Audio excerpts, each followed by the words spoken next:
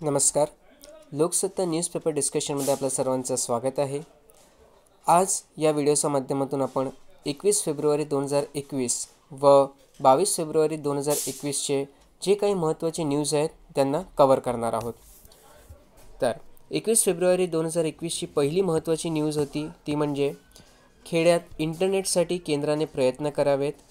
भारतनेट माध्यमातून इंटरनेट जाळे प्रसरणे सुरू असले तरी अजून दुर्गम भागातील 2500 पेक्षा जास्त गावे व खेड्यांमध्ये इंटरनेट व मोबाईल कनेक्टिव्हिटी पोचलेली नाही. आता लक्षात घ्या, इथे आपल्याला भारतनेट परियोजनेविषयी माहिती घ्यायची आहे. तर सर्वात पहिली आणि महत्त्वाची गोष्ट म्हणजे भारतनेट परियोजना जी आहे ती नॅशनल ऑप्टिकल फायबर नेटवर्क या परियोजनेचा एक भाग आहे. लक्षात ठेवा, भारतनेट परियोजना हे नॅशनल ऑप्टिकल फायबर नेटवर्कचा एक भाग आहे आणि नॅशनल ऑप्टिकल फायबर नेटवर्कच्या माध्यमातून जे गव्हर्नमेंट आहे त्यांनी भारतामध्ये असलेली प्रत्येक ग्रामपंचायती, अर्थात त्यांची संख्या किती आहे तर 2,50,000, तर गावखेड्यामध्ये असलेल्या प्रत्येक ग्रामपंचायतीमध्ये आपल्याला इंटरनेट कनेक्टिव्हिटी प्रोव्हाइड करणे हे या परियोजनेचा उद्देश आहे. आणि इंटरनेट कनेक्टिव्हिटी हे पण किती स्पीडची तर 100 Mbps एवढी त्याची स्पीड असली पाहिजे. ठीक आहे, अर्थातच कनेक्टिव्हिटी दिली आणि स्पीडच नाही तर अशी कनेक्टिव्हिटीचा काय फायदा. मग 100 Mbps एवढी स्पीडसुद्धा त्या कनेक्शनला असलं पाहिजे. हे उद्देश होतं नॅशनल ऑप्टिकल फायबर नेटवर्कचा. Very very important. आणि ही परियोजना का राबवली तर देश पातळीवरती असलेली प्रत्येक ग्रामपंचायतना इंटरनेट या माध्यमाने कनेक्ट करण्यासाठी. ठीक आहे, तर 2,50,000 एवढी पंचायती आहे भारतामध्ये, हे सुद्धा आपल्याला लक्षात ठेवायचं आहे किंवा ग्रामपंचायत आहेत. आणि 100 Mbps एवढी स्पीड आपल्याला त्या ग्रामपंचायतींना प्रोव्हाइड करायची आहे. ओके, आता जेव्हा आपण या स्कीम इम्प्लिमेंट करणार आहोत तेव्हा आधीचे जे पब्लिक सेक्टर युनिट्स होते जसे की BSNL, रेलटेल आणि पॉवर ग्रीड यांनी जे इंटरनेटसाठी वायरीचे जाळे प्रसरवले होते त्याचाच उपयोग या परियोजनेमध्ये करण्यात येणार आहे. अर्थातच काय तर नवीन इन्फ्रास्ट्रक्चर डेव्हलप करायची गव्हर्नमेंटला काहीच गरज नाही आहे. जसे की BSNL आता आपल्याला माहिती आहे की ते गाव पातळीपर्यंत ते पोचलेले आहेत. मग तिथेपर्यंत पोचण्यासाठी त्यांनी जे वायरी वगैरे टाकले होते कनेक्टिव्हिटी देण्यासाठी त्याचाच उपयोग आता आपण या परियोजनेमध्ये करणार आहोत. ओके, तसंच जे काही डार्क फायबर असतात, आता डार्क फायबर नेटवर्क काय असते त्याच्याविषयी मी तुम्हाला माहिती देतो. डार्क फायबर नेटवर्क म्हणजे असे नेटवर्क असतात जे आतापर्यंत उपयोगात आणलेले नाही आहे. ठीक आहे, उपयोगी आहे म्हणजे ते कनेक्टिव्हिटी प्रोव्हाइड करतायत परंतु सद्यस्थितीमध्ये ते उपयोगात नाही आहे. ओके, तर असे जे काही वायर्स पडून होते तर त्यांना आता उपयोगात आणायचं काम जे आहे ते या परियोजनेमध्ये होणार आहे. ठीक आहे, काय बरं डार्क फायबर नेटवर्क काय असते तर आपण कनेक्टिव्हिटी टाकून ठेवली आहे परंतु सद्यस्थितीमध्ये ते उपयोगात नाही आहे. मग आता उपयोगात नाही आहे तर त्याला उपयोगात आणा. ठीक आहे, या परियोजनेच्या माध्यमातून. तसंच हे एक नॉन डिस्क्रिमिनेशनरी ॲक्सेस प्रोव्हाइड करणार आहे जे इतर प्रोव्हायडर आहे सर्व्हिस प्रोव्हायडर त्यांनासुद्धा. आता याचा अर्थ काय झाला तर लक्षात ठेवा, आपल्याला सद्यस्थितीमध्ये माहिती आहे की आपलं जर गाव पातळीवरती कनेक्टिव्हिटी येते तर ते आपण बघतो की केबल TV असते त्याच्या माध्यमातून येते किंवा जे टेलिकॉम सर्व्हिस प्रोव्हायडर असतात जे गाव पातळीवरती ते प्रोव्हाइड करतात. ठीक आहे, तर आता प्लॅन काय माहिती आहे का की समजा हे ABC असे 3 गाव आहेत. ठीक आहे, आता इथे आधीपासून जर एखादी कंपनी ऑपरेट करत असेल तर आपण काय करणार, आपण हे परियोजनेच्या माध्यमातून यांना मदत प्रोव्हाइड करणार. ठीक आहे, म्हणजे गाव पातळीवरती परियोजना नेण्याचं काम कोण करेल तर हे ABC जे ऑपरेटर्स आहेत ते करतील. ठीक आहे, आणि आपण काय करणार तर आपण त्यांना प्रोव्हाइड करणार कनेक्टिव्हिटी. ओके ओके आता पुढचं म्हणजे काय तर national optical fibre network project जे आहे त्याला फंडिंग कसं भेटणार. ठीक आहे, तर लक्षात ठेवा त्याच्यासाठी आपण युनिव्हर्सल सर्व्हिस ऑब्लिगेशन फंड बनवलेला आहे. आता युनिव्हर्सल सर्व्हिस ऑब्लिगेशन फंड म्हणजे काय किंवा याच्यामध्ये पैसे कोण देणार तर लक्षात ठेवा, आता आपण एक एक्झाम्पल घेऊ, जिओ. ठीक आहे, जिओ जर स्वतःची सर्व्हिसेस प्रस्थापित करेल तर तो कुठे करणार, तो फक्त आणि फक्त शहरामध्ये स्वतःची जे काही सर्व्हिसेस असतात ते देतात. ठीक आहे, ते गाव पातळीवरती सर्व्हिसेस देत नाही. का बरं देत नाही, कारण तिथे जास्त प्रॉफिट नसतो ना. आणि हे टेलिकॉम कंपनीज काय करतात मग ते फक्त शहराकडे स्वतःचं लक्ष केंद्रित करतात, ते काही गाव पातळीवरती जात नाही आणि त्यामुळे गावाचा विकास होत नाही. आता गव्हर्नमेंटने काय सांगितलं, तुम्हाला शहरापर्यंत राहायचं आहे ना तुम्ही राहा, पण तुम्हाला एक थोडंसं तुमचं जे काही प्रॉफिट आहे ना त्यातला काही भाग हे आम्हाला द्यावा लागेल. आम्हाला अर्थातच कुठे, तर तुम्हाला हे युनिव्हर्सल सर्व्हिस ऑब्लिगेशन फंडमध्ये जमा करावा लागेल, की ज्याच्या माध्यमातून तुम्ही नव्हे तर आम्ही, अर्थातच कोण, तर गव्हर्मेंट ही स्कीम्सच्या माध्यमातून गाव पातळीवरती ही कनेक्टिव्हिटी प्रोव्हाइड करू. ओके. आणि फंडिंग कोण देणार, तर फंडिंग तुमच्यासारख्या कंपनी देणार. ठीक आहे. व्हेरी व्हेरी इम्पॉर्टंट आहे, लक्षात ठेवा. युनिव्हर्सल सर्व्हिस ऑब्लिगेशन फंड काय असतो तर जे मोठ्या कंपन्या असतात ते काही गाव पातळीवरती सर्व्हिस प्रोव्हाइड करत नाही, कारण त्यांना तिथं प्रॉफिट होत नाही. मग गव्हर्नमेंट काय सांगते, तुम्हाला शहरापर्यंत मर्यादित राहायचं आहे ना, तुम्ही राहा, पण गावामध्ये कनेक्टिव्हिटी प्रोव्हाइड करण्यासाठी जे फंडिंग लागेल त्यासाठी तुम्हाला तुमचा प्रॉफिटमधून काही भाग जे आहेत ते या सर्व्हिस ऑब्लिगेशन फंडच्या अंतर्गत द्यावा लागेल. ओके. आता पुढे आपण बात करणार आहोत ते म्हणजे भारतनेटची. तर लक्षात ठेवा, भारतनेट जे आहे ते नॅशनल ऑप्टिकल फायबर नेटवर्कचा अपडेटेड व्हर्जन आहे. ओके. आता भारतनेट परियोजना जी आहे ते वर्ष 2017पासून सुरू करण्यात आली. ओके. आणि याच्यामध्ये आपण लक्ष ठेवलं की जे काही आपल्याला कनेक्टिव्हिटी प्रोव्हाइड करायची आहे, ठीक आहे, त्याची जे स्पीड असेल ते 2 MBPS ते 20 MBPS पर्यंत असेल. आणि नॅशनल ऑप्टिकल फायबर नेटवर्कच्या माध्यमातून आपण पंचायतींना प्रोव्हाइड करत होतो काय, तर कनेक्टिव्हिटी. आता भारतनेटच्या माध्यमातून आपण प्रत्येक घरापर्यंत कनेक्टिव्हिटी पोचवायचा उद्देश ठेवलेला आहे. ठीक आहे. फरक समजा का, नॅशनल ऑप्टिकल फायबर नेटवर्कच्या माध्यमातून आपण पंचायतींना कनेक्टिव्हिटी प्रोव्हाइड करत होतो, परंतु भारतनेटच्या माध्यमातून आपण प्रत्येक घरापर्यंत कनेक्टिव्हिटी नेतो आहे. ओके. आणि आता जी स्पीड असेल ती किती असेल, तर 2 MBPS ते 20 MBPS पर्यंत. आणि नॅशनल ऑप्टिकल फायबर स्कीमच्या अंतर्गत किंवा नेटवर्कच्या अंतर्गत काय होतं, तर ते 100 MBPS स्पीड होती. ठीक आहे. आणि भारतनेटच्या अंतर्गत ती 2 ते 20 MBPS स्पीड असणार आहे. ओके. आणि याच्यामुळे काय होईल, तर भारताचं जे एक स्वप्न आहे डिजिटल इंडिया बनायचं, ठीक आहे, त्याची पूर्तीला मदत होईल. ही गोष्ट लक्षात ठेवा. आणि याच्या अंतर्गत आपल्याला स्टेट आणि प्रायव्हेट सेक्टरसुद्धा मदत करणार आहे ही भारतनेट परियोजना राबवण्यासाठी. आता तुम्हाला विषय येईल की बाबा प्रायव्हेट सेक्टर कसं काय मदत करेल, तर जसं आपण सांगितलं की गाव पातळीवरती आपण काय करत होतो, समजा हे कनेक्टिव्हिटी गेली आहे कसली, तर नॅशनल ऑप्टिकल फायबर नेटवर्कची, आणि एखाद्या गावावरती ABC असे ऑपरेट करत असतील तर आपण याच्या माध्यमातून यांना कनेक्टिव्हिटी देतो. आता हे तर प्रायव्हेट प्लेयर झालेत ना. ठीक आहे. तर अशा प्रकारे आपण काय करणार आहोत, तर आपण प्रायव्हेट प्लेयरचा इथे पार्टिसिपेशनसुद्धा एन्श्योर करून घेणार आहोत. ओके. आता याच्या माध्यमातून बेनिफिट्स काय काय होणार आहे, तर लक्षात ठेवा, आपण गाव पातळीपर्यंत governance, health, education, banking, internet आणि इतर सर्व्हिसेस प्रोव्हाइड करू शकणार आहोत. कशाच्या माध्यमातून, भारतनेटच्या माध्यमातून. ओके. आता याला इम्प्लिमेंट कसे काय करता येईल, तर लक्षात ठेवा, याला 3 फेजेसमध्ये इम्प्लिमेंट केलं जाणार आहे. ठीक आहे. काय सांगितलं मी, तर भारतनेटला 3 फेजेसमध्ये इम्प्लिमेंट केलं जाणार आहे. पहिला फेजमध्ये आपण काय करणार आहोत, तर पहिला फेजमध्ये आपण 1,00,000 ग्रामपंचायती जे आहेत त्यांना ब्रॉडबँड कनेक्टिव्हिटी प्रोव्हाइड करणार आहोत. ओके. काय सांगितलं मी, की पहिल्या फेजमध्ये आपण 1,00,000 ग्रामपंचायतींना ब्रॉडबँड कनेक्टिव्हिटी प्रोव्हाइड करणार आहोत. आणि याच्या अंतर्गत आपण जे काही कनेक्टिव्हिटीची लाईन टाकणार आहोत, अर्थात जे काही वायर टाकणार आहोत ते आपण अंडरग्राऊंड ठेवणार आहोत. ओके. कारण पुढे गेल्यावरती आपल्याला पोलवरनं ट्रान्समिशनसुद्धा बघायचं आहे. तर लक्षात ठेवा, पहिला फेजमध्ये आपण 1,00,000 ग्रामपंचायतींना अंडरग्राऊंड ऑप्टिकल फायबर केबलच्या माध्यमातून ब्रॉडबँड कनेक्टिव्हिटी प्रोव्हाइड करणार आहोत, आणि ते पण डिसेंबर 2017पर्यंत. ओके. दुसरा जो फेज असणार आहे त्याच्यामध्ये आपण 2,50,000 ग्रामपंचायतींना, ठीक आहे, कनेक्टिव्हिटी प्रोव्हाइड करणार आहोत. ओके. आणि इथे सुद्धा आपण अंडरग्राऊंड ऑप्टिकल फायबर केबल वापरणार आहोत. ठीक आहे. आणि ही जी स्कीम असणार आहे, म्हणजे दुसरा फेज जो असणार आहे तो मार्च 2019पर्यंत संपुष्टात येईल. ओके. आता लक्षात ठेवा, सेकंड फेजमध्ये आपला जो टार्गेट आहे तो खूप जास्त आहे. इथे 2,50,000 आहे. ठीक आहे. किती आहे, 2,50,000 आहे. ओके. तर 2,50,000 आहे. तर 2,50,000 जे काही आपल्याला ग्रामपंचायतीपर्यंत नेटवर्क पोचवायचं आहे किंवा कनेक्टिव्हिटी पोचवायची आहे, त्याच्यासाठी फक्त अंडरग्राऊंड फायबरने काम चालणार नाही. मग आता इथे आपण काय करणार आहोत, तर आपल्या इथे गावामध्ये आपल्याला माहिती आहे की पोलवरनं आपल्याला इलेक्ट्रिसिटीचे वायर जे असतात त्याला पास केलेलं असतं. ठीक आहे. तर याच पोलचा उपयोग आता ऑप्टिकल फायबर जे असतात ते सुद्धा पास करण्यासाठी केलं जाणार आहे सेकंड फेजमध्ये.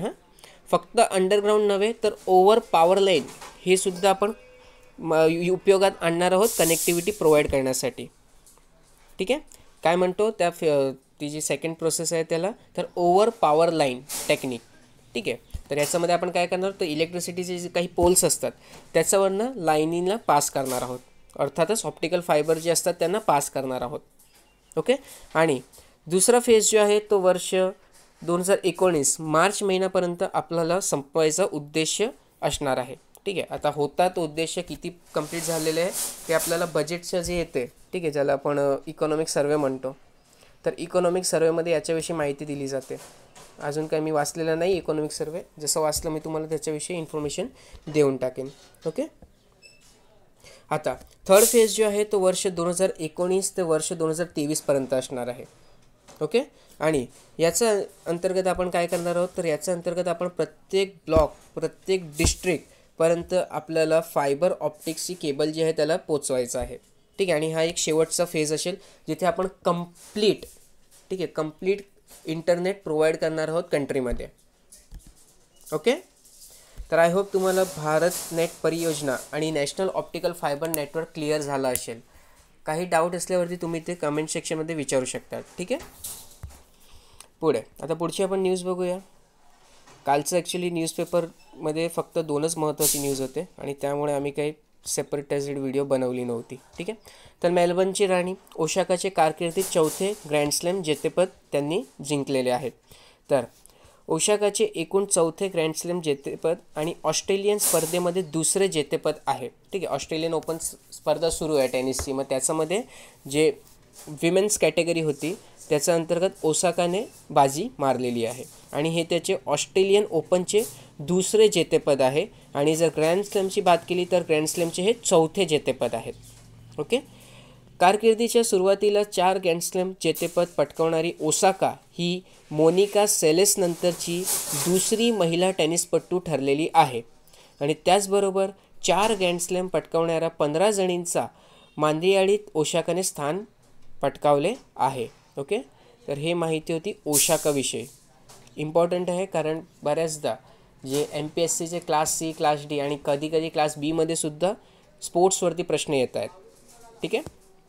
आता ओसाका हिने कारकिर्दीत 4 ग्रँड स्लॅम जेतेपद पटकावले असून तिने ऑस्ट्रेलियन स्पर्धेत 2 2019 आणि 2021 तसेच अमेरिकन स्पर्धेत 2 2018 आणि 2020मध्ये जेतेपदे मिळवली आहेत. ओके. तर हे होतं आपला 21 फेब्रुवारी 2021चा न्यूजपेपर डिस्कशन. आता आपण 22 फेब्रुवारी 2021 जे आहे त्याच्यासुद्धा न्यूज आहेत त्यांना कवर करून घेऊया. ओके. तर 22 फेब्रुवारी 2021ची जी पहिली महत्त्वाची न्यूज आहे ती आहे ऑपरेशन ग्रीनसाठी रेल्वेला 10 कोटी रुपये. भाजीपाला व फळ पिकांचं साठवण व वाहतुकीला अनुदान देणारी ही योजना आहे. शेतकरी व प्रक्रिया उद्योगांना निवडक शेतीमालाची साठवणूक व वाहतुकीसाठी अनुदान देण्याचा मुख्य हेतू या योजनेमागे आहे. रेल्वे बोर्डाने या संदर्भातील आदेश 13 ऑक्टोबरला काढले. त्यानंतर पहिली किसान रेल्वे 14 ऑक्टोबरला धावली. ओके. आता आपण थोडीशी माहिती ऑपरेशन ग्रीनविषयी घेणार आहोत. लक्षात ठेवा ऑपरेशन ग्रीन जे आहे ते बजेट 2018-19मध्ये अनाऊन्स करण्यात आली होती. ठीक आहे. ऑपरेशन ग्रीन ही जी स्कीम आहे ते बजेट 2018-19मध्ये अनाऊन्स करण्यात आली होती. आणि ऑपरेशन ग्रीनसारखी एखादी योजना असली पाहिजे याच्यासाठी आपल्याला जे मार्गदर्शन आहे ते ऑपरेशन फ्लडवरनं भेटलेलं आहे. ठीक आहे. इनिशियली त्याच्यासाठी 500 करोड रुपये जे आहे ते देण्यात आले होते स्कीमला. आणि या स्कीमच्या माध्यमातून आपण काय करणार आहोत तर आपण जे फार्मर प्रोड्युसर ऑर्गनायझेशन आहे, ॲग्री लॉजिस्टिक आहे, प्रोसेसिंग फॅसिलिटीज आहे यातला प्रमोट करणार आहोत. ठीक आहे. ऑपरेशन ग्रीनच्या माध्यमातून आपण काय करणार आहोत तर फार्मर प्रोड्युसर ऑर्गनायझेशन जे आहेत, त्यानंतर ॲग्रिकल्चरल लॉजिस्टिक्स जे आहे, प्रोसेसिंग फॅसिलिटीज आहेत याला इम्प्रूव्ह करण्यासाठी मदत करणार आहोत किंवा याला प्रमोट करणार आहोत. आता ऑपरेशन ग्रीनच्या अंतर्गत आपल्याला एक टर्म ऐकायला येते ती म्हणजे टॉप. टॉपचा फुल फॉर्म आहे टोमॅटो, ओनियन आणि पोटॅटो. ओके. लक्षात ठेवा ऑपरेशन ग्रीनचा महत्त्वाचा उद्देश हे होतं की टमॅटो, ऑनियन आणि पोटॅटो अर्थातच टोमॅटो, त्यानंतर कांदा आणि बटाटा, तर हे जे काही क्रॉप्स आहेत याची अवेलेबिलिटी मार्केटमध्ये असलीच पाहिजे आणि ते सुद्धा कमी दराने. कारण हे बेसिक फूड क्रॉप्स आहेत. ठीक आहे, मूलभूत आपण म्हणतो मूलभूत भाजीपाले आहेत, यांची जर किंमत वगैरे वाढली तर त्याच्यामुळे खूप जास्त इम्पॅक्ट हा गरिबांवरती होऊ शकतो. त्यामुळे गव्हर्नमेंटने काय केलं तर आम्ही गरिबांना कमीत कमी या 3 पदार्थाचं तरी इझिली अवेलेबल होईल ते लक्षात घेऊया. ओके, असं कोणी सांगितलं? गव्हर्नमेंटनी सांगितलं. आणि त्यामुळे त्यांनी काय केलं तर त्यांनी टॉप हे जे काही क्रॉप्स आहेत ते स्वस्त दरांनी मार्केटमध्ये भेटेल त्यासाठी ही परियोजनाला अंमलात आणलं. ओके, आता या स्कीमचा अंतर्गत जून 2020मध्ये सर्व फळं आणि भाजे यांना समाविष्ट करून घेण्यात आलं. ठीक आहे, आधी काय होतं, आधी फक्त 3 क्रॉप्स होते ना. कुठले कुठले होते तर टॉप होता टोमॅटो, ओनियन आणि पोटॅटो. परंतु जून 2020मध्ये आपण काय केलं तर आपण प्रत्येक फ्रूट्स आणि प्रत्येक व्हेजिटेबल्सना या स्कीमचा अंतर्गत इन्क्लूड करून घेतलं. इनिशियली 6 महिन्यासाठी पायलट बेसिसवरती हा प्रोजेक्ट आत्मनिर्भर भारत अभियानचा अंतर्गत सुरू करण्यात आला होता. ओके, आणि आतासुद्धा ते सुरूच आहे. तर लक्षात ठेवा, त्यानंतर आपण ही जी स्कीम आहे त्याला टोटल करून टाकला. टॉपवरनं काय केलं, टॉपवरनं टोटल केला. आधी टॉप होता, नंतर आपण त्याला टोटल केला. ठीक आहे, आता टोटलचा अंतर्गत प्रत्येक प्रकारचे भाजी व फळं यांचा समावेश करण्यात येतो आहे. लक्षात ठेवा, हे जे स्कीम आहे ते ministry of food processing industry यांनी लॉन्च केली होती. कोणी बरं? Ministry of food processing industry जी आहे यांनी ही जी स्कीम होती, ठीक आहे, त्याला लॉन्च केला होता. आणि नाफेड जे आहे त्याला नोडल एजन्सी ठेवण्यात आलेलं आहे. नाफेड कोण आहे तर नाफेड नोडल एजन्सी, अर्थातच याच एजन्सीच्या माध्यमातून सर्व प्रकारचा कारभार जे आहे ते होतो. ओके, तर ऑपरेशन ग्रीनविषयी आपण काय काय बघितलं. सर्वात पहिले लक्षात ठेवा 2018-19मध्ये या स्कीमला इम्प्लिमेंट करण्यात आला होता. याचा अंतर्गत आपण टोमॅटो, ऑनियन आणि पोटॅटो याचं हे जे काही खाद्यपदार्थ आहेत ते मार्केटमध्ये इझिली आणि स्वस्त दामामध्ये अवेलेबल होईल त्याच्यावरती लक्ष ठेवणे या स्कीमचा मुख्य उद्देश होता.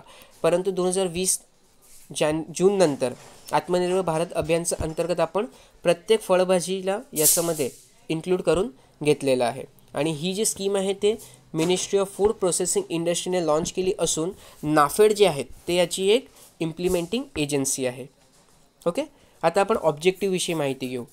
लक्षात ठेवा, जे ऑपरेशन ग्रीन होता त्याचं महत्त्वाचं ऑब्जेक्टिव्ह असं होता की जे काही फार्मर प्रोड्युसर ऑर्गनायझेशन्स आहेत त्यांना बूस्ट करणे किंवा त्यांना अजून जास्त प्रोत्साहन देणे की ज्याच्या माध्यमातून जे टोमॅटो, ऑनियन आणि पोटॅटो आहे याचं जो प्रोडक्शन आहे त्याच्यामध्ये कमी येता कामा नये.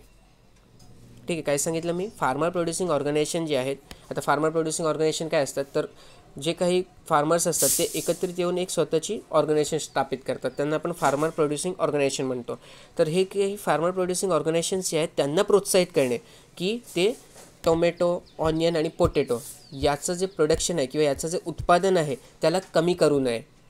ठीक आहे, कारण त्यांनी जर कमी केलं तर मार्केटमध्ये अवेलेबिलिटी कमी होईल आणि त्याच्यामुळे काय होईल तर प्राईस राईज होईल, जे योग्य नाही आहे. ठीक आहे, दुसरं प्राईस स्टेबिलिटी एन्श्योर करणे. ठीक आहे, काय कांदा समजा आता एक्झाम्पल देतो तर 20 रुपये किलो असेल तर थ्रू आउट द इयर ते 20 ते 30च्या मध्येच राहिलं पाहिजे, त्यापेक्षा जास्त कांद्याचा भाव जाता कामा नये. ओके, तसंच तिसरं ऑब्जेक्टिव्ह काय होतं तर पोस्ट हार्वेस्ट लॉसेस जे असतात, अर्थातच कापणी केल्यानंतर स्टोअर करण्यासाठी आपल्याकडे जागा नसते आणि त्यामुळे जे काही लॉसेस होतात त्याला कमी करणे हे सुद्धा याचा एखाद उद्देश आहे. ओके, त्यानंतर फूड प्रोसेसिंग इंडस्ट्रीज जी आहे त्याची कॅपॅसिटी इन्क्रीज करणे. आता फूड प्रोसेसिंग इंडस्ट्रीची कॅपॅसिटी जर इन्क्रीज केली तर त्याच्यामुळे आपल्याला जे पोस्ट हार्वेस्ट लॉसेस आहेत त्यालासुद्धा कमी करता येईल. ओके, आणि प्रोडक्टची जे सेल्फ लाईफ असते, म्हणजे आता समजा टोमॅटोला जर आपण एकदा कापणी केली तर ते जास्तीत जास्त 1 हफ्तापर्यंत राहू शकतो, त्यानंतर ते खराब होतो. परंतु आपण जर त्याच्यावरती प्रोसेसिंग केली तर त्याला आपण 1 महिन्यापर्यंतसुद्धा जसं तसं ठेवू शकतो.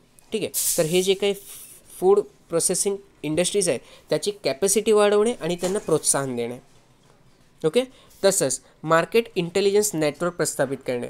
आता मार्केट इंटेलिजन्स नेटवर्कच्या माध्यमातून आपल्याला कुठले बेनिफिट्स होणार तर देशामध्ये कुठे कुठल्या खाद्यपदार्थाची कमी आहे किंवा कुठल्या फळभाज्यांची कमी आहे त्याच्याविषयी आपल्याला माहिती मिळेल आणि आणि जेवढं लवकर होईल तोपर्यंत आपण त्याला जे काही फळभाजी आहे त्या मार्केटमध्ये आपण त्याला स्थलांतरित करू शकतो किंवा तिथे पाठवू शकतो कन्झम्पशनसाठी. ठीक आहे, अर्थातच काय तर त्याच्यानी दोन्ही लोकांना फायदा होईल. समजा एक एक्झाम्पल देतो. महाराष्ट्रामध्ये टोमॅटोचं प्रोडक्शन खूप जास्त झालेलं आहे, परंतु आसाममध्ये टोमॅटोचं प्रोडक्शन खूप कमी प्रमाणात झालेलं आहे. मग असं असू शकतं की आसाममध्ये त्याचा भाव खूप जास्त वाढेल. आता महाराष्ट्रामध्ये पडून खराब होतील त्यापेक्षा आपण काय करू, आपण आसाममध्ये त्याला पाठवून देऊ, बरोबर की नाही, आणि तिथे त्याला विकूया. अर्थातच तिथे काय होणार तर तिथे प्राईस राईज नाही होणार, म्हणजे भाव वाढी नाही दिसणार आपल्याला.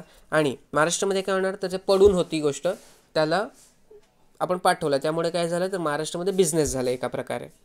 ओके, आता दोघांसाठी विन विन सिच्युएशन आहे. परंतु आपल्याला समजणार कसं की आसामला गरज होती करणं, तर ते समजणार मात्र आपल्याला मार्केट इंटेलिजन्स नेटवर्कच्या माध्यमातून. ओके, आता जी मिनिस्ट्री आहे त्यांनी स्ट्रॅटेजीज बनवली होती आणि त्याच्या अंतर्गत आपल्याला short term price stability measures आणि लॉंग टर्म प्राईस किंवा long term integrated value chain development project हे 2 स्ट्रॅटेजीज येतात. ठीक आहे, मिनिस्ट्रीने 2 स्ट्रॅटेजी बनवले. तर सर्वात पहिली कुठली होती, short term price stability measure. आता याच्या माध्यमातून काय आहे माहिती आहे का, तर ministry of food processing industry जी आहे, ओके, ते 50% सबसिडाईज करणार आहे.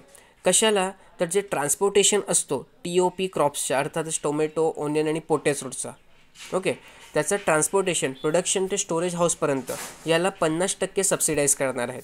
एक्झाम्पल घेतो मी तुम्हाला. समजा हे शेत आहे, शेतवरनं इथे माझं स्टोरेज हाऊस आहे. ठीक आहे, तर इथेपर्यंत न्यायला मला लागत असतील 100 रुपये, तर त्यापैकी 50 रुपये जे आहेत ते कोण देणार तर ते ministry of food processing industry देणार. ओके, दुसरा, hiring of appropriate storage facility for top crop.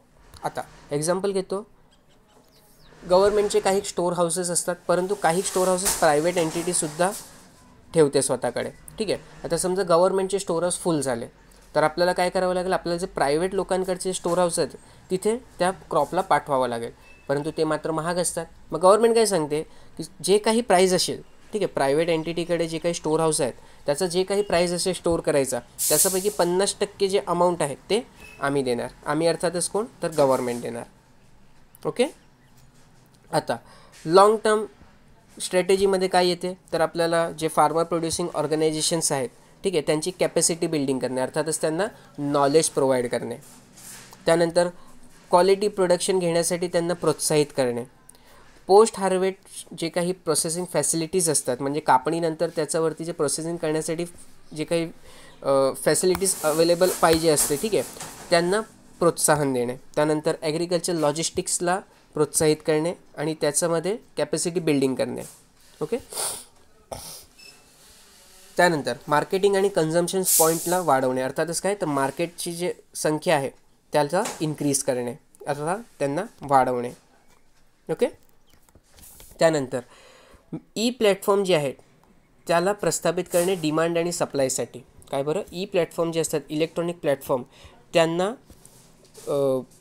ते बनवणे किंवा त्यांना मॅनेज करणे की ज्याच्या माध्यमातून आपण डिमांड आणि सप्लायची जी काही चेन आहे त्याला रेग्युलेट करू शकू. ओके, आता पॅटर्न असिस्टन्सच्या अंतर्गत आपल्याला सांगण्यात आलेलं आहे की 50% ग्रांट इन एड दिली जाईल अशा प्रोजेक्टसाठी, ठीक आहे, ज्यांची मॅक्झिमम कॉस्टिंग जी आहे ते 50 करोड रुपये एवढी असेल. ठीक आहे, मॅक्झिमम कॉस्टिंग किती 50 करोड रुपये असेल एवढे जे काही प्रोजेक्ट्स आहेत, ठीक आहे, ज्याच्या अंतर्गत तुम्ही स्टोरेज डेव्हलप करू शकतात किंवा इतर फॅसिलिटीज डेव्हलप करू शकतात, तर त्यासाठी 50% ग्रांट इन एड जे आहे ते गव्हर्नमेंटकडनं दिलं जाईल. अर्थातच 50% खर्च जे आहे ते गव्हर्नमेंट उचलेल.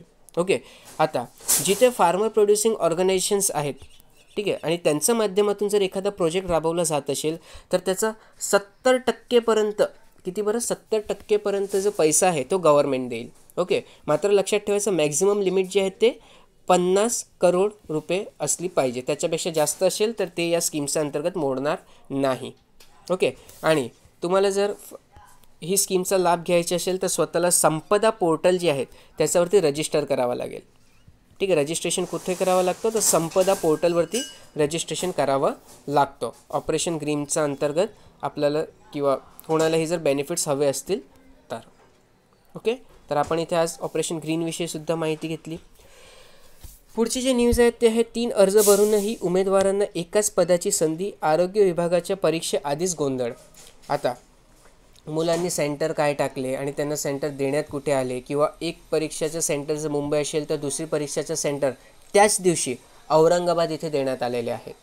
ठीक आहे, तर अशा प्रकारचा घोळ झालेला आहे या आरोग्य विभागाच्या परीक्षेमध्ये. वाचू शकता इथे की आरोग्य खात्याच्या परीक्षांसाठी मराठा उमेदवारांनी अर्ज केल्यानुसार प्रवेशपत्र वितरित करावे व प्राधान्याच्या जिल्ह्यामध्येच परीक्षा केंद्र घ्यावे अशी मागणी करण्यात आलेली आहे. आरोग्य विभागाच्या 2019 जाहिरातीमध्ये 52 ठिकाणी उमेदवार अर्ज करू शकतील असे म्हटले होते.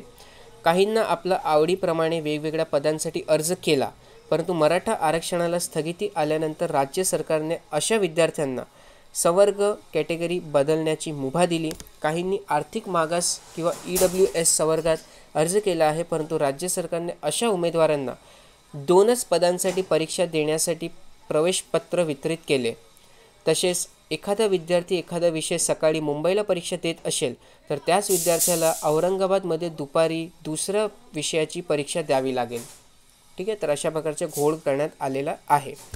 कोणत्या पदासाठी व जिल्ह्यात परीक्षा द्यायची हे राज्य सरकारने न ठरवता उमेदवाराला ठरवून द्यावे.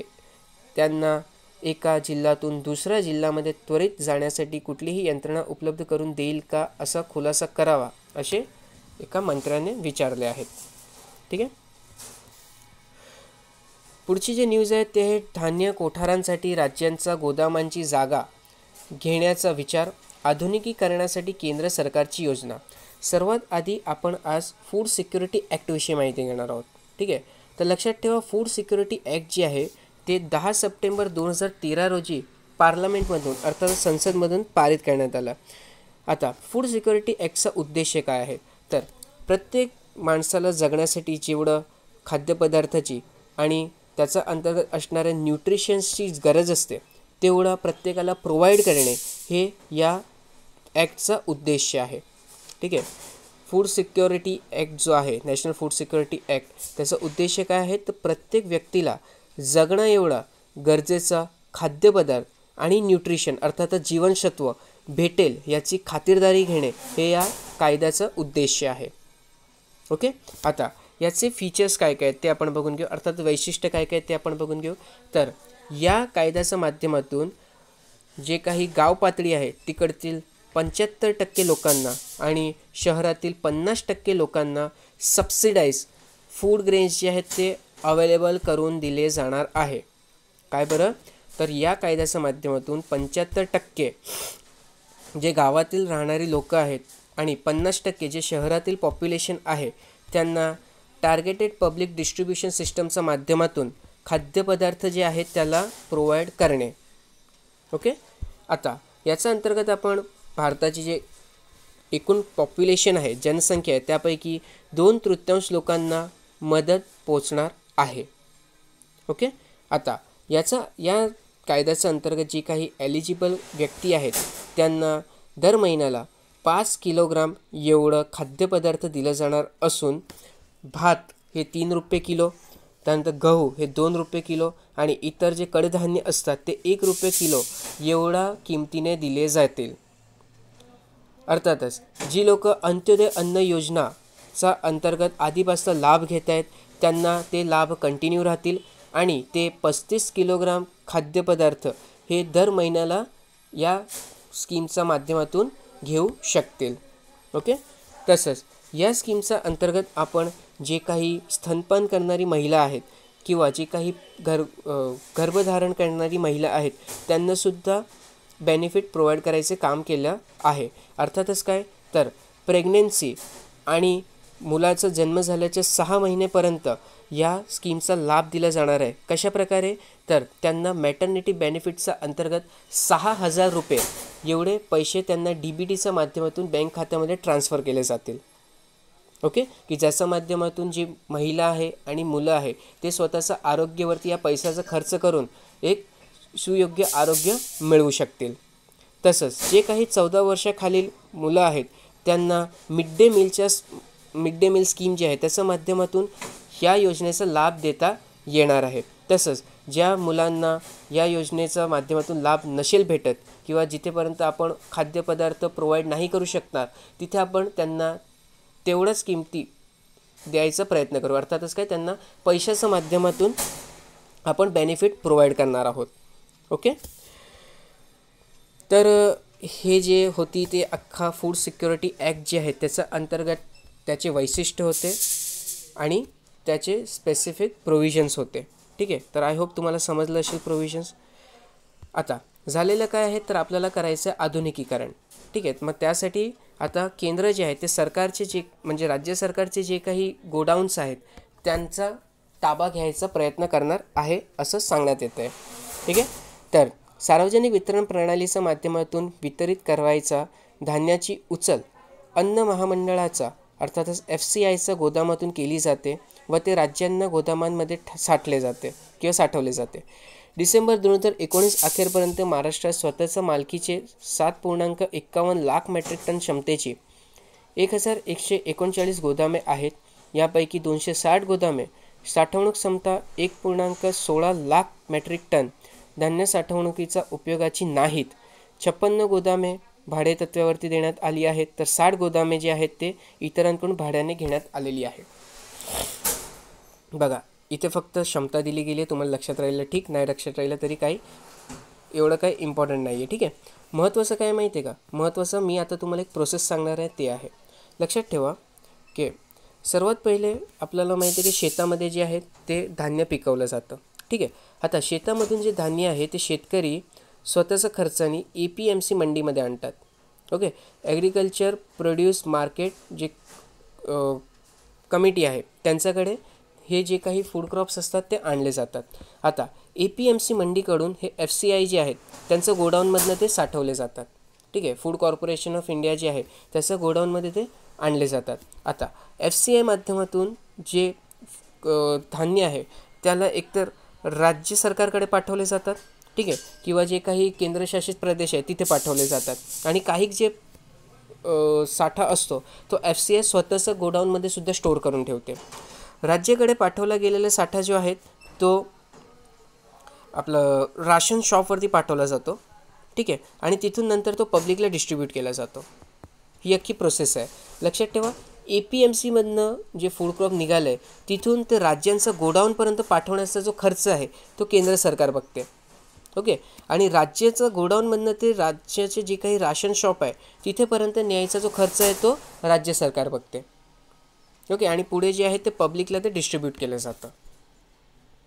APMC मंडीमध्ये जो काही माल विकला जातो त्याच्यामध्ये कमीत कमी MSP तरी दिला जातो कोणाला, शेतकऱ्यांना. ठीक आहे. तर हे सगळं बेसिक्स आहेत जे आपल्याला माहीत असलं पाहिजे. क्लिअर. हां. मग आता आपण आज काय बघितलं इथे तर आपण बघितलं food security act, national food security act 2013 विषयी माहिती बघितली आणि कशाप्रकारे जे काही धान्य आहे त्याला वितरित होतं राज्यामध्ये आणि कशाप्रकारे ते प्रत्येक नागरिकपर्यंत पोचतो ती अख्खी पॅटर्न जी होती ती आपण इथे डिस्कस केली आहे. ओके. पुढची न्यूज बघूया. आता कोरोनाचं प्रादुर्भाव वाढत चाललं आहे आणि त्यामुळे सार्वजनिक कार्यक्रमांवर बंदी आणली आहे आणि या बंदीची घोषणा ही मुख्यमंत्र्यांनी केली आहे. ओके. नेक्स्ट जे आहे ते जोकोविचचे 18वे शिखर, व्हेरी व्हेरी इम्पॉर्टंट. ऑस्ट्रेलियन खुल्या टेनिस स्पर्धेचा जेतेपदावर नोवाक जोकोविचनेच पुन्हा वर्चस्व प्रस्थापित केले. हे त्यांचे कारकिर्दीतले 18वे ग्रँड स्लॅम जेतेपद आहे. त्याने ऑस्ट्रेलियन स्पर्धेचे 9वे तर सलग 3रे जेतेपद पटकावले आहे. खूपच महत्त्वाची न्यूज आहे. नोट्स बनवा आणि त्याच्यामध्ये हे पॉईंट्स मेन्शन करून ठेवा. ओके. नेक्स्ट जे आहे ते इथेनॉल उत्पादनातही एक पाऊल पुढे. वर्षभरात 79 कोटी लिटर क्षमतावाढ. साखर कारखान्यातून आता जैव CNG उत्पादन. आता नॅशनल बायोफ्युअल पॉलिसी 2017 जे आहेत ते आपण 17 डिसेंबर 2020च्या न्यूज डिस्कशनमध्ये कवर केलेलं आहे. तर तिथून एकदा ती रिवाईज करून घ्या. आणि त्याच्या अंतर्गत आपण बघितलं होतं की इथेनॉल ब्लेंडिंग केलं जाणार आहे. अर्थातच काय तर पेट्रोलमध्ये 20% आणि डिझेलमध्ये 5% आपण इथेनॉल मिश्रित करणार आहोत. कधीपर्यंत, वर्ष 2030पर्यंत. ठीक आहे. हे टार्गेट आहे कसलं, national biofuel policy 2017चा. 20% पेट्रोलमध्ये ethanol mix केलं जाणार आहे आणि 5% डिझेलमध्ये बायोडिझेल मिक्स केलं जाणार आहे. ओके. कधीपर्यंत, 2030पर्यंत. चला पुढे बघा अजून काय न्यूज आहे. कुंडलिका नदी संवर्धन प्रकल्पाचे लोकार्पण. नद्यांचे संवर्धन होणे गरजेचे असं म्हणणार आहे शरद पवार यांचं. आपण थोडीशी माहिती कुंडलिका नदीविषयी घेऊ. तर कुंडलिका नदी ही महाराष्ट्राच्या रायगड जिल्ह्यातील एक पश्चिम वाहिनी नदी आहे. कुठल्या दिशेने वाहते ती, तर पश्चिम दिशेने वाहते, म्हणून पश्चिम वाहिनी नदी आहे. या नदीच्या काठावर खूपच महत्त्वाचा कोलाड, रोहा, चणेरा आणि चौल ही गावे वसलेली आहे. या नदीचा उगम जे आहे ते भीरा जवळील देवकुंड खोऱ्यात होतो. ठीक आहे, तर कुंडलिका नदीविषयी एवढी माहिती पुरेशी आहे. ठीक आहे, आणि मला वाटेपर्यंत ही इंद्रावती जी नदी आहे त्याची एक उपनदी आहे. ठीक आहे, कुंडलिका काय, इंद्रावती नदी जी आहे त्याची उपनदी आहे. ठीक आहे, हे सुद्धा लक्षात ठेवा. पुढची न्यूज बघूया. पुढची काय न्यूज आहे, पुढे ओके. पुढची जे न्यूज आहेत ते आहेत मंगळावर पाय ठेवण्याआधी. ठीक आहे, आता इथे पर्सिवरन्स जो नासाचा रोवर उतरलेला आहे मंगळावरती त्याच्याविषयी थोडीशी माहिती दिली गेली आहे. तर मार्स ओडिसी यानाला मंगळावर हायड्रोजनाचा खुणा सापडल्याने तेथे पाण्याचे बर्फ असावे असे लक्षात आले होते. लक्षात ठेवा की नासाने याआधीसुद्धा 4 मोहिमे राबवली आहेत. ठीक आहे, मार्सवरती अर्थातच मंगळाची 4 मोहिमे जी आहेत ती नासाने याआधीसुद्धा राबवलेली आहे आणि त्याच्याविषयी माहिती आपण आपल्या परवाच्या न्यूज डिस्कशनमध्ये घेतलेली आहे. तर तिथे पहिले रिवाईज करा आणि त्यानंतर या न्यूजना इथे वाचा. ठीक आहे, तरच तुम्हाला ते कन्सेप्ट्स क्लिअर होतील. अमेरिकेच्या क्युरिओसिटी या बग्गीसारख्या गाडीने तेथे कार्बनी संयुगे असल्याचे दाखवून दिले होते आणि त्यामुळे तेथे सूक्ष्मजीव असावेत याची शक्यता वाढली होती. आता जे पर्सिवरन्स यान किंवा पर्सिवरन्स जी गाडी उतरली आहे मंगळ ग्रहावरती त्याच्याविषयी थोडीशी माहिती आणि त्याचे उद्देश काय ते आपण बघून घेऊ. पर्सिवरन्स मोहिमेचे 2 उद्देश आहेत. एक, सूक्ष्मजीवांचा शोध घेणे व मानवाला मंगळावर नेण्यासाठी चाचणी करणे. दुसरं, सॉरी फॉर द इनकन्व्हिनियन्स. ठीक आहे, तर आपण बघत होतो पर्सिवरन्सचे उद्देश. तर पर्सिवरन्स जी मोहीम आहे त्याचे 2 उद्देश आहे. सर्वात पहिला अर्थातच काय, तर सूक्ष्मजीवांचा शोध घेणे व मानवाला मंगळावर नेण्यासाठी चाचपणी करणे. विशेष म्हणजे या मोहिमेत मंगळावरचे खडका गोळा करून पृथ्वीवर आणले जाणार आहेत. ते खडक जगभरातील संशोधन संस्थांना देण्यात येतील आणि त्यातून सूक्ष्म जीवसृष्टीचे पोळे अलगडू शकेल अशी आशा आहे. ठीक आहे, मंगळावरील जे नमुने आहे ते मार्स फेच रोवरही गोळा करीत आहे. फेच रोवर हे युरोपीय अवकाश संस्थेचे बग्गीसारखे वाहन आहेत. दोन्ही गाड्यांनी गोळा केलेले नमुने परतीच्या यानाकडे दिले जातील. ही मोहीम सर्वात महागडी आहे कारण या खर्चात किमान 5 ते 10 अवकाशयाने इतरत्र पाठवून होतील. आताचे यान हे जेझेरो विवरात उतरले आहे. सुपरकॅम, हेजकॅम हे कॅमेरे त्यावर आहेत, त्यामुळे तेथील उच्च विवर्तन छायाचित्रे मिळणार आहेत. तर लक्षात ठेवा काय बरं, तर आत्ताचा जो यान आहे पर्सिवरन्स ते कुठे उतरलं आहे, जेझेरो या विवरात उतरलेला आहे. ओके, आणि त्याच्यावरती जे कॅमेरा आहे त्यांचं नाव काय आहे, सुपरकॅम आणि हेजकॅम.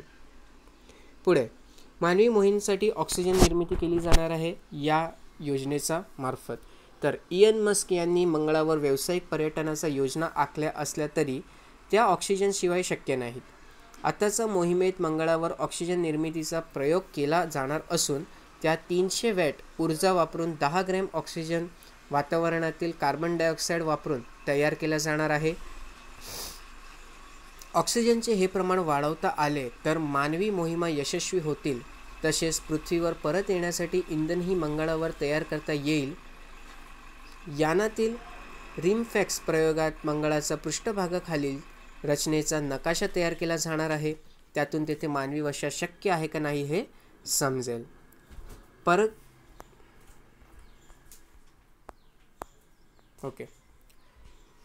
परग्रहावर प्रथमच हेलिकॉप्टरसुद्धा उतरणार आहेत. तर मंगळावर ड्रोनसारखे काम करणारे इनजेन्युइटी हेलिकॉप्टर पाठवण्यात आले आहेत. ह्या प्रयोगात एखाद्या ग्रहावर प्रथमच केला जात आहे. सध्या तेथे मालाची वाहतूक रॉकेट इंजिनानेच शक्य आहे. ठीक आहे, तर लक्षात ठेवा हेलिकॉप्टरचं नाव काय, हेलिकॉप्टरचं नाव आहे ingenuity. Okay, very very important. हां, पुढे बघूया अजून काही न्यूज आहे. तर पुढची न्यूज जी आहे ते जोकोविच विषयी आहे. तर जागतिक क्रमवारीत 311 आठवडे अग्रस्थानी राहून जोकोविचने रॉजर फेडररचा विक्रम मोडीत काढला आहे. जोकोविचचे कारकिर्दीचे 18 ग्रँड स्लॅम जेतेपद पटकावण्याची करामत रविवारी केली. त्याने ऑस्ट्रेलियन स्पर्धेची 9 विम्बल्डनची 5, तसेच अमेरिकन स्पर्धेची 3 आणि फ्रेंच स्पर्धेचे 1 ग्रँडस्लॅम जेतेपद पटकावले आहे. वयाची 30 ओलांडल्यानंतर 6 ग्रँडस्लॅम पदे पटकावण्याच्या नदालचा विक्रमाशी त्यांनी बरोबरी साधली. मार्च 2017मध्ये 30वा वाढदिवशी साजरा केल्यानंतर जोकोविचने ऑस्ट्रेलियन स्पर्धेतील 3, विम्बल्डनची 2 व अमेरिकन स्पर्धेचे 1 जेतेपद मिळवले आहे. ठीक आहे. तर हे आपण जोकोविचविषयी थोडीशी माहिती घेतली. आणि पोलासेक डोगिगला पुरुष दुहेरी जेतेपद मिळालेले आहे. ठीक आहे. जसं आपण अंकिता राईनाविषयी बघितलं होतं तसे इथे कोण कोण आहे तर पोलासेक आणि डोगिग. ठीक आहे. तर हे होतं न्यूजपेपर डिस्कशन. आपण बघितलं काय बरं तर 21 फेब्रुवारी आणि 22 फेब्रुवारीचे न्यूजपेपर डिस्कशन. तुम्हाला कुठल्याही प्रकारचा डाऊट असल्यावरती तुम्ही ते कमेंट सेक्शनमध्ये मेन्शन करू शकतात. PDF जे आहे ते टेलिग्राम चॅनलवरती अवेलेबल होऊन जाईल. तर घरी राहा, सुरक्षित राहा, शिकत राहा. धन्यवाद.